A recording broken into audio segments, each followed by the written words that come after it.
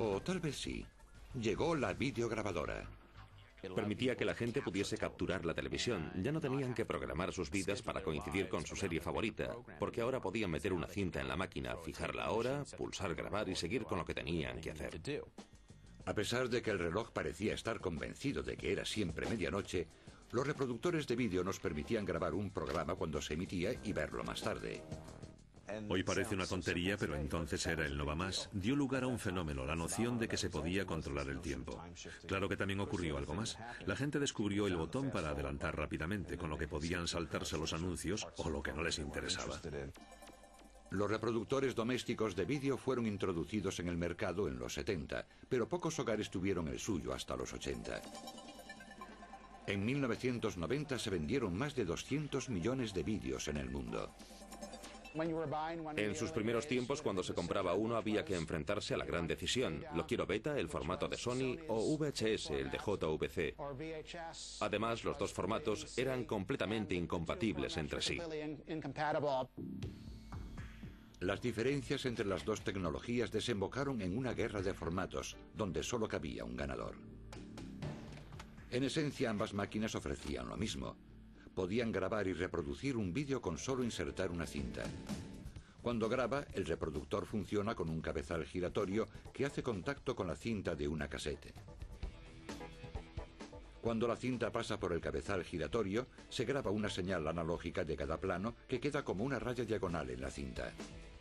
Otro cabezal graba el sonido y los códigos sobre el borde de la cinta. Cuando se pulsa play, el cabezal giratorio se coloca en paralelo con la raya diagonal usando los códigos de tracking de la cinta. A medida que el cabezal rota sobre la raya, lee la información de la imagen y la transmite al televisor. Otro cabezal lee el sonido. Cualquier parecido entre Betamax y VHS termina aquí. Betamax ofrecía una calidad ligeramente superior porque usaba un cabezal más grande para leer la cinta. Un cabezal mayor permitía más detalle y mayor nitidez en la cinta. Pero la duración de la cinta estaba limitada a 60 minutos cuando salieron los primeros Betamax. VHS consiguió que sus cintas durasen 2 horas, y dado que la mayoría de las películas entran en una cinta de 2 horas, JVC ofrecía más ventajas para el mercado de los videoclubs. En cada esquina aparecía un videoclub. Pronto fue corriente alquilar una película en vídeo y visionarla desde el sofá. Al contrario que Sony, JVC vio que le sería ventajoso autorizar que otras empresas de electrónica utilizaran su tecnología. La competencia facilitó que bajaran los precios de VHS, atrayendo a cada vez más compradores. Hubo otras dos razones que sellaron la victoria de VHS. Las cintas VHS eran más baratas y tenían mayor aceptación en el mercado.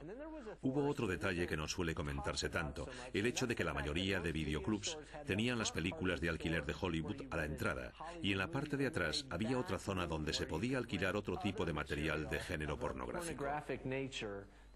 Por primera vez la gente podía ver estas obras de arte en sus propias casas, y fue un bombazo para esa industria en particular, ya que la industria estaba bastante estandarizada en formato VHS. Casi todas las películas de la parte delantera de la tienda se vieron afectadas del mismo modo. Fue lo que selló el fin de los reproductores Betamax en el mercado. La tecnología de los 80 nos ayudó a relajarnos en casa, pero el Walkman y el teléfono móvil nos enseñaron que la tecnología también nos puede poner en marcha. Todos los objetos multifuncionales que nos son tan necesarios hoy proceden de productos más sencillos que se hicieron ubicuos en los 80. Muchos fueron creados por empresas japonesas.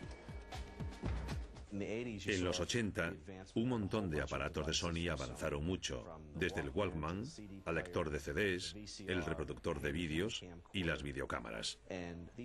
Todos estos artículos sentaban las premisas no solo en la innovación, sino también en el diseño. Luego otras compañías de electrónica japonesas siguieron los pasos de Sony. De hecho, un par de ellas han dicho que tienen a Sony como referente.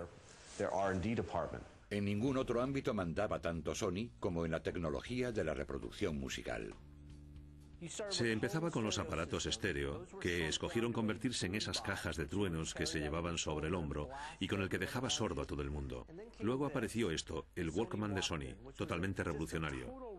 Podías coger tus canciones preferidas, mezclarlas en una casete que luego metías en el Walkman y llevabas en un bolsillo, y con los auriculares se escuchaba increíblemente bien. Fue posible gracias a la tecnología con imanes. Los auriculares se encogieron hasta convertirse en objetos pequeños y ligeros. Los auriculares estándar pesaban casi medio kilo y cubrían toda la oreja. Sony consiguió auriculares en miniatura que pesaban unos 40 gramos, sustituyendo los imanes de ferrita por otros mucho más pequeños y resistentes de samario cobalto. El Walkman envía una señal eléctrica con la onda sonora que debe reproducir el auricular. La señal crea un campo magnético en la bobina que atrae o repele el imán de samario cobalto. El movimiento de la bobina provoca vibraciones en el diafragma del auricular, creando las ondas sonoras que se escuchan. Por primera vez, la gente podía escuchar música, cualquier música, donde y cuando quisiera, y francamente sin molestar a nadie. Hoy parece muy sencillo, pero entonces era muy revolucionario y creó todo un movimiento en el estilo de vida y en la manera de ser y de divertirse.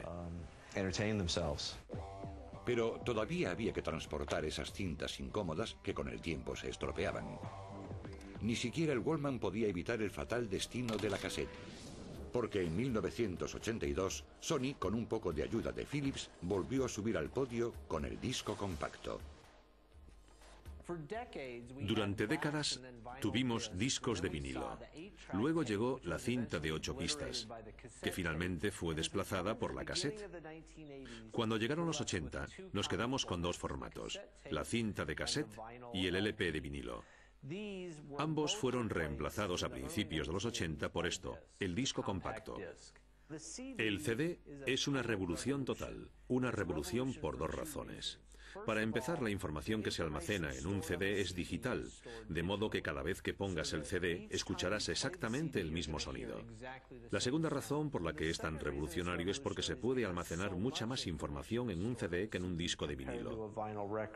Sony fue quien especificó que los CDs tuvieran capacidad para almacenar 74 minutos de música, porque uno de nuestros primeros ejecutivos de la época, Noria Oga, también era director de orquesta y un gran amante de música clásica. Quería que la Novena Sinfonía de Beethoven cupiese en un CD. Un CD es un disco de 1,2 milímetros de grosor, fabricado con plástico de policarbonato transparente. Durante su elaboración se imprimen miles de millones de surcos o líneas conformando un hilo en espiral. Luego el disco se recubre por una cara con aluminio puro, quedando la superficie como un espejo. Se aplica una capa de laca para proteger el aluminio y encima se pinta la etiqueta del CD. La lectura se realiza enfocando un láser semiconductor a través de la cara transparente de policarbonato. Si tirases de un extremo de ese hilito y lo sacaras, comprobarías que su grosor es de apenas media micra, pero mide más de 4 kilómetros de largo. El rayo láser choca contra el CD. Allí se encuentra con un par de cosas en la superficie. Por una parte puede encontrarse con el espejo, por lo que se reflejará con nitidez. Y por otra se encontrará con una de las líneas de información y entonces se difundirá cuando se refleje.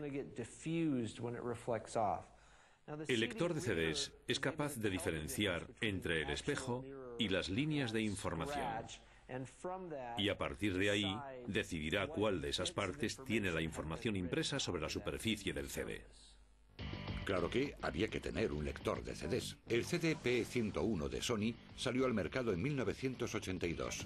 La clave era convencer a los consumidores de que tenían que volver a comprar toda su música en el nuevo formato. A medida que la gente empezaba a escuchar CDs, bien en las casas de sus amigos o en cualquier otro sitio, comprobaban la calidad de la música y el hecho asombroso de que conservaba para siempre su gran calidad. Tuvo una rápida aceptación. Además, después lanzamos nuestro Discman, una versión del Walkman para CDs, con lo cual el CD era un medio portátil para disfrutar de la música.